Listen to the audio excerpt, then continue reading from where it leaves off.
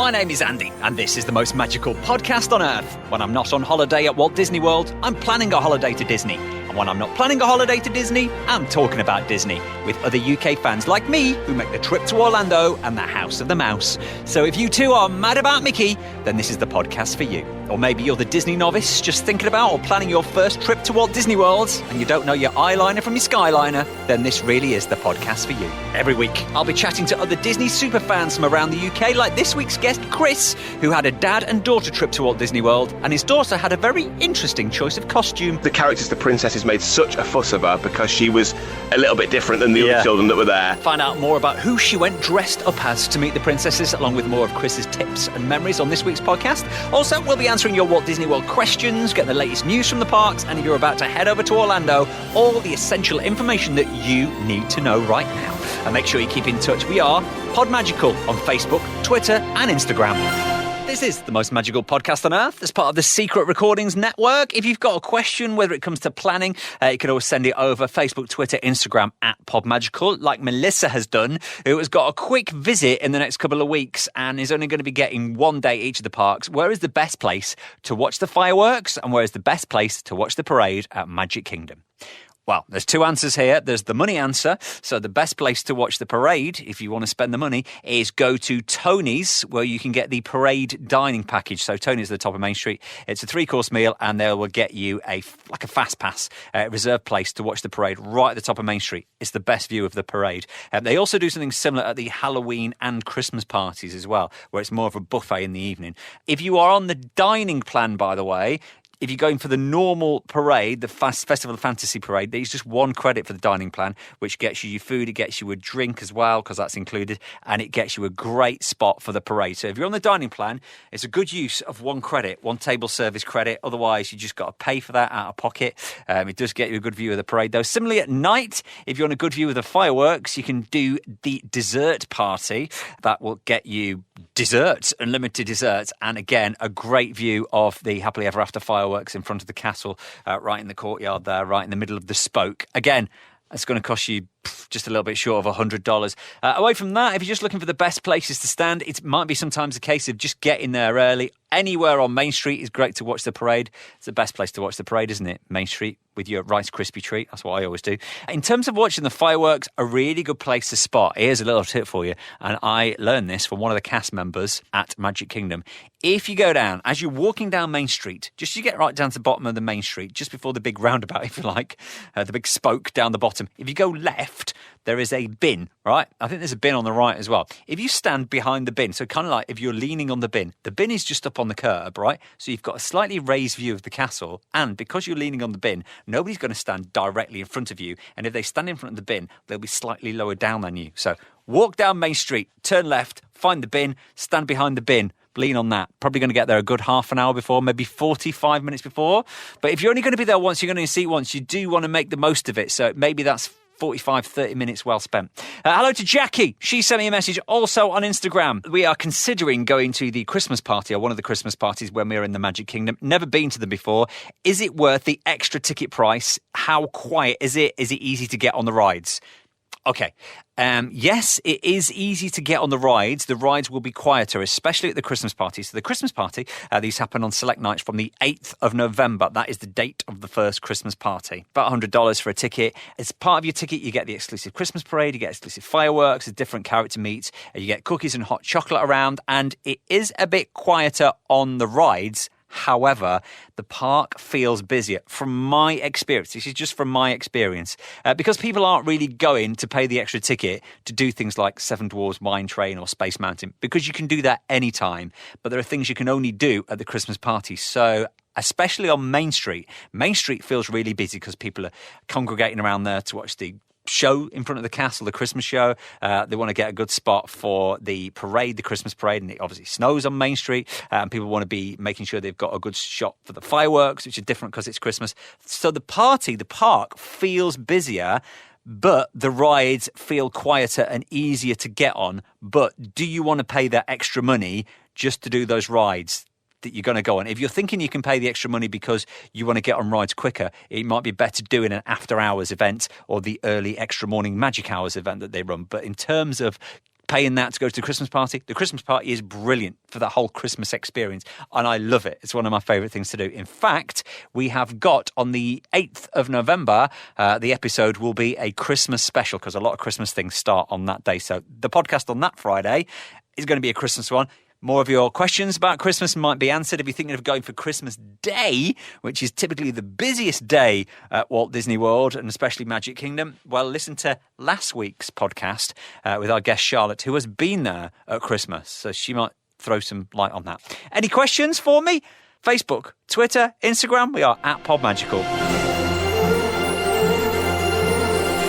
Our guest on the podcast this week is a dad who took his daughter for a trip to Walt Disney World this year. Just the two of them, and she wore something very different to the other kids. So tell me what you love about Walt Disney World, Chris. I think it's just the whole immersion of being in that environment, which takes you away from day-to-day life, and it's almost, it's called Walt Disney World, and it is like stepping into a whole new world. So the first time you went then, when was that? I've been 7 times in total, 6 for pleasure and 1 for business, which turned out to be more pleasure than business. But more about that a little bit later on. I first went when I was 6 years old with mum, dad and my brother, family holiday, and we did 2 of those. The last time I was there was May of this year, and it was just me and my little girl who's 4 years old. So that was quite an experience doing Disney as a single dad with a 4-year-old little girl. But we managed it. We got through it. Just a dad and daughter trip. Yeah. Oh, we'll find out more about this later on as well. But have you got a favourite memory out of all the times you've been? Most people say, the first time you set foot on Main Street USA and you get your first view with your own eyes of Cinderella Castle. I think that memory for me stands out from the first time I went when I was 6 years old. And more recently, when I took my little girl back in May, we went in from the transportation centre on the monorail, and I managed to keep her distracted all the way on the monorail, looking out the window the other way, away from the park. So I managed to sort of engineer it that I had my phone ready, videoing. So the first time she saw the castle was actually as we walked in. And to see her face and her reaction, it was just magical. When you've been as a child yourself and then you go as a parent, it's watching your child have the same experience that you had and just seeing that joy. And it brings the memory back for you as well as a parent. So how did you find it then, just you and your little girl? So you say she's 4 years old. Yeah, I think planning is absolutely key if you're going anywhere with a little person like that. And I think, from listening to the podcast before, when people talk about planning, it's not a chore. I'm sure that you'll agree that planning a Disney holiday isn't like planning anything else, because you are planning experiences and you're planning your days and the attractions you want to visit. So I think if you were going with just a little person on your own, I think planning and making sure you get your fast passes in early, I think that is absolutely essential. Because I did go to Disney on another occasion where we booked a last minute deal. It was just me and a partner I was with at the time, and we arrived with no fast passes, no plans, and it was just absolutely chaos. Yeah, the fun is in the planning. And I'm guessing if you're going with a little one and there's only you, it's not like you can do the rider swap so somebody can look after her while you go on Tower of Terror. I'm guessing did you just do like the princess holiday? Was that what it was like? Well, it was, but by some twist of fate, she was 40 inches tall just, which meant she could ride Mission Space, she could ride Thunder Mountain, she could ride Splash Mountain, and it all went really well until Thunder Mountain, and this was on the last day, and when you've used your 3 fast passes and then they come available again sometimes, one came up for Thunder Mountain and I said, look, would you like to go on it? And she was like, I'm not sure, but I really want to go on it. So we went on it, and it absolutely terrified her. She was screaming, she was really, really emotional, and I felt like the worst parent on earth. Because once you're on and you're going around, there's nothing you can do about it. No, she was saying, make it stop, Daddy, make it stop. There's nothing I could do. So what is your favourite ride or attraction? Do you know what? A lot of people say Small World, and I think in every sort of family holiday I've been, in every trip, that has always been the first ride that we've gone to. And even going on it now, it's just so magical, and having that song in your head, because once you've been on the ride, that song just plays over and over in your head for the rest of the day. And now it's in my head now you've just mentioned it, it's in my head. Do you stay at Disney? I've stayed off-site. I've stayed from anything from a Days Inn just off International Drive to a villa to when I went through work, we were guests of Visit Orlando, and they put us up in the Waldorf Astoria, which is virtually, it's sort of on Disney, it's right there. And that is just a phenomenal hotel. It was absolutely amazing. The last couple of times, and when I went with my little girl, I chose the villa option, just so that in the afternoons, when we came back from the park, if she wanted a nap, I could sort of chill around the pool and do whatever. And it was just easier to have that flexibility rather than being stuck in a hotel room, because obviously she would go to bed around about 7 or 8 o'clock, and I would have been stuck in a hotel room, so that there I've got a lounge and I can watch DVDs and stuff like that. So that was why I chose the villa and travelled in, and I absolutely love driving over there. I really enjoy it. So what, did you just get a little convertible with the baby seat in it and off you go? Yeah, exactly. That was it. It's literally FlyDrive, but book it all as the package. And, you know, the airport invariably can be difficult to get through. But I've been really lucky the last couple of times where the Virgin flight from Manchester has got in and there's been no other flights there. And it was quite quick to get through, bags off and away you go. I think the secret is getting off that plane as soon as you can. Yeah, exactly. It's known the sweet seats where you're off the plane first and you're first in that immigration queue. Exactly. So places to eat. Have you got a favourite place to eat? Did you get much chance to do like a character buffet or anything like that? Yeah, we did character dining at Epcot. I tried to get Cinderella's table, but that was just booked solid. Couldn't get in there. So over at Norway, just by the Frozen Ever After ride, they do a princess character dining there. And I said to my little girl, look, you know, all the other little girls and boys will be dressed as princes and princesses. Who would you like to go dressed as? And at the minute, she's really obsessed with Maleficent. And Right. and I said to her, really? And she said, yeah, that's Daddy, I want to go dressed as Maleficent. And it was the hottest day that we were there in May. We were at Epcot, and I had to take this outfit in a bag with me and carry it around. I think the dining reservation was for about 2:30 in the afternoon. And we got there, and I said to the guy, look, can I go in somewhere air-conditioned and get her changed? And then they sort of call you in. And the characters, the princesses, made such a fuss of her because she was a little bit different than the other children that were there. And I got some amazing pictures. And then she went to go and meet Anna and Elsa after, dressed as Maleficent. So they really sort of played up to it. So it was good. It was a great experience. Off-site at Disney Springs, we had a lovely sort of Sunday afternoon lunch at Raglan Road, the Irish pub there. They had like an Irish band on and dancers, and it was just nice. And they had, for the dads who like a little lemonade, they had Magners on draft, which was really refreshing. Especially in the Florida heat. Exactly. With a 4-year-old. I was parched. Yeah, exactly. When you went to the princess meal, by the way, what did you go dressed as? I just went dressed as Dad. And Disney Dad. The other little tip there is, I think, make sure you've got either your camera or your phone charged up, because when the princesses come round, there isn't a photographer with them, so you've got to take your own pictures there. Yeah, there's no photoplast in the dining places. But that is a good place to go, like you say. If you can't get into the castle at Magic Kingdom, Cinderella's Royal Table, that is a really good alternative. It's the same princesses, isn't it, I think? Yeah, exactly. It's the same princesses. They spend time at the table, and they do a princess procession. And Aurora, Sleeping Beauty, came and got my little girl because she was dressed as Maleficent, and they led the parade. So I got a lovely little video of that. And it's just those nice memories that you can keep and look back on. We still haven't found out about this business trip that took you to Disney, so we'll get some more on that. Chris is our guest on the podcast this week. Let's get you an update on the news from Walt Disney World and the parks. The Skyliner is back up and running after the accident the other week. Disney have issued a statement saying there's been a complete review with the manufacturer. There's made adjustments to the processing and training, and we are improving how we communicate with guests during their flight with the Disney Skyliner. Again, offering deepest apologies to the guests impacted by the malfunction that resulted in extended operating delays on October the 5th. So Skyliner is up and running, taking you between Epcot and Hollywood Studios. Also, there's a few new things to look out for if you're going to Walt Disney World over the next few weeks, few months. There is a Walt Disney World Parks Monopoly that is now on sale. Perfect for Christmas. I'll put that on my list, Santa, if you're listening. Also, they have raised the prices of Minnie ears. I know, outrageous. Minnie Mouse ears now going to cost you $29.99 plus tax. So that's over $30 to look like Minnie Mouse if you want those ears on. A little bit of shopping news, by the way. This is nothing to do with America, but you might have heard about this. Primark here in the UK are going to start selling their stuff online, which includes the Disney stuff. Primark, if you were listening, I love your Disney stuff, but please can we have more menswear, please? The women's stuff is great, but it doesn't fit me. And one other story outside of Disney, this is coming from Universal over in Orlando, who've got a new Jason Bourne attraction that is going to be coming in spring next year. A Jason Bourne stunt spectacular. If you've been to Universal Studios in Orlando, you might remember over the last few years, there used to be the Terminator 2 attraction. That closed down last year.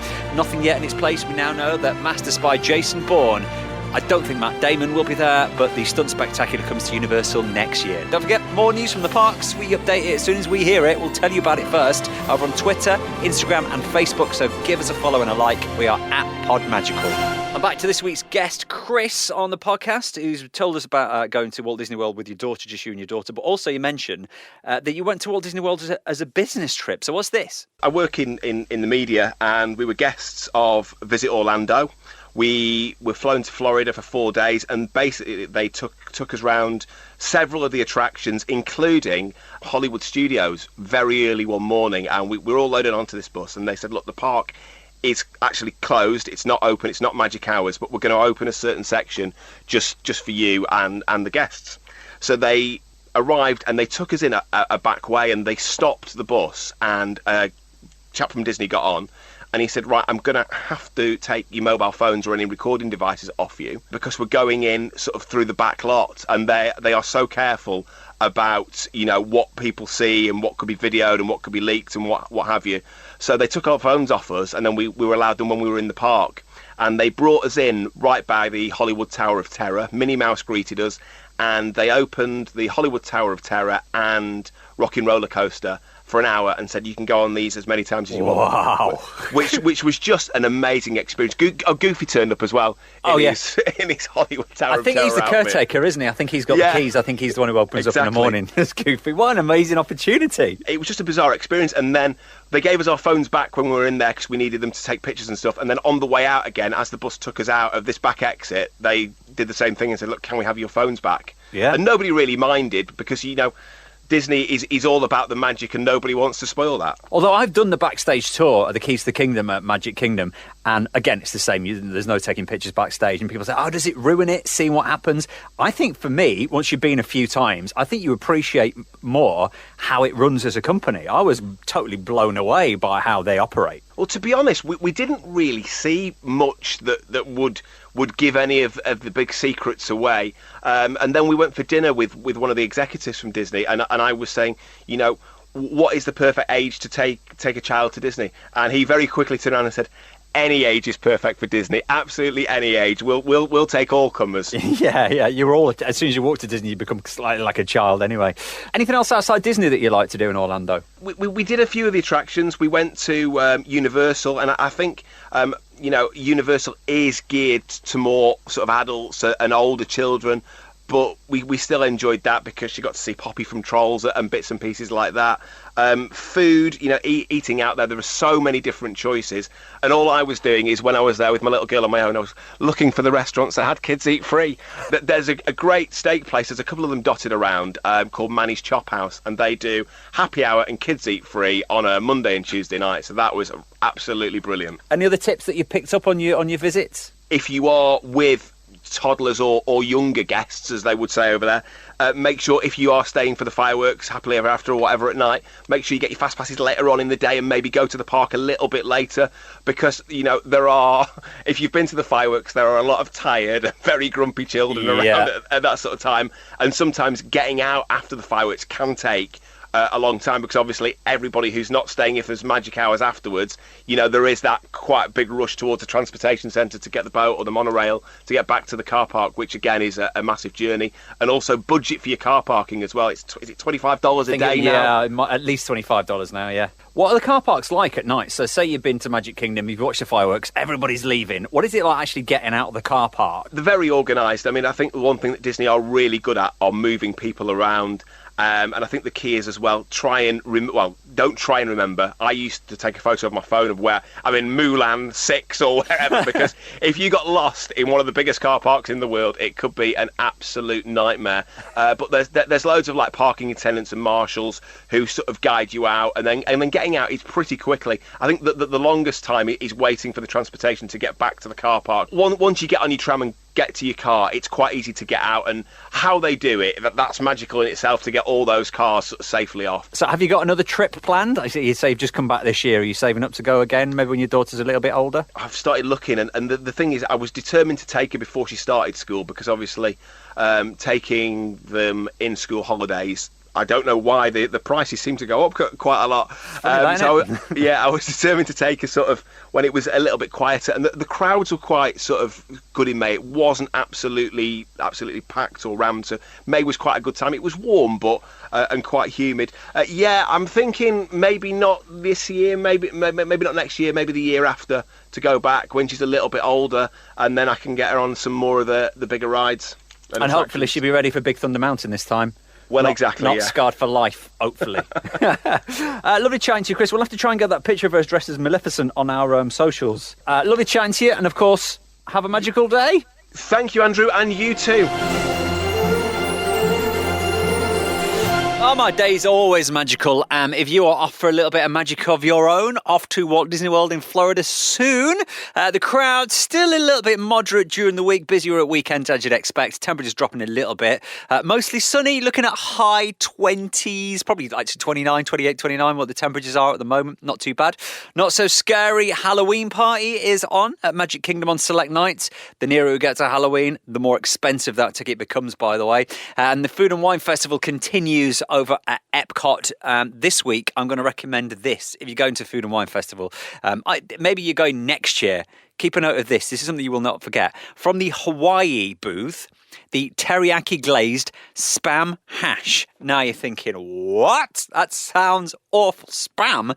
I had it a couple of years ago, and it's really good. It comes with potatoes and peppers and onions and spicy mayonnaise. Hawaii, look out for it. The teriyaki glazed Spam hash. The Food and Wine Festival also has the Eat to the Beat concert series, which goes with it. 18th, 19th and 20th of October. You can see the Baha Men performing live at Epcot. All the concerts, by the way, they happen about 3 or 4 times a night over at the America Pavilion in Epcot. Billy Ocean is going to be performing as well, 21st and 22nd of October. Sheila E., 23rd, 24th, 25th. Then High Valley. Don't know who they are. Hanson, 28th, 29th and 30th, and Sheena Easton on Halloween and the 1st of November, which is when I'm going to be there. Maybe I'll go and see Sheena Easton for your eyes only. Also, other live music happening in Orlando, outside the parks, over the arena in Orlando City Centre. Chainsmokers are going to be performing live. Good support acts as well. They got Lennon Stella from Nashville and also 5 Seconds of Summer. Also, heads up, if you are going over the next few weeks to America, the UK clocks go back next weekend. Our clocks in the UK go back on the 27th of October. In America, it's actually the weekend after, which is Sunday the 3rd. Just worth noting, because that week there'll be a time difference if you've got to get your fast passes or your dining reservations. If you set your alarm, you know which day you've got to get them. Don't forget, there's only be 4 hours time difference so that week between the 27th of October and the 3rd of November. Just a bit of a heads up. Also, that weekend is going to be very busy if you're there around the clocks going back, because it's the Food and Wine Marathon and Halloween. It's going to be a busy weekend if you're heading to Orlando that weekend, which, as I mentioned, is when I'm going to be there, and we're going to do some special podcasts from the parks over that week or two. So make sure you've subscribed to the podcast on Apple Podcasts and Spotify, wherever you get your podcasts from, because there's going to be some special ones dropping. In fact, there is an extra podcast coming this week. I'm not going to tell you when, but make sure you're subscribed. And also, if you're on Apple Podcasts, if you could leave us a glowing 5-star review, that will be great. If you do, and we read your name out one Friday on the podcast, we've got some exclusive Most Magical Podcast on Earth stickers that could be coming your way. The only way to get these is to leave us a 5-star review on Apple Podcasts. This week, stickers going to Ruthie Ann, who says the podcast is a perfect Friday treat.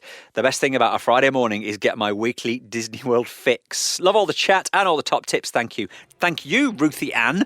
Make sure you drop me a note, DM me, and I'll get those stickers sent out for you. If you leave us a 5-star review and read your name out, some stickers coming your way over on Apple Podcasts. So make sure you've left that 5-star review. Make sure you subscribe as well. As I say, we've got another podcast coming before next Friday. So hit that subscribe button. And until next time, please stand clear of the doors.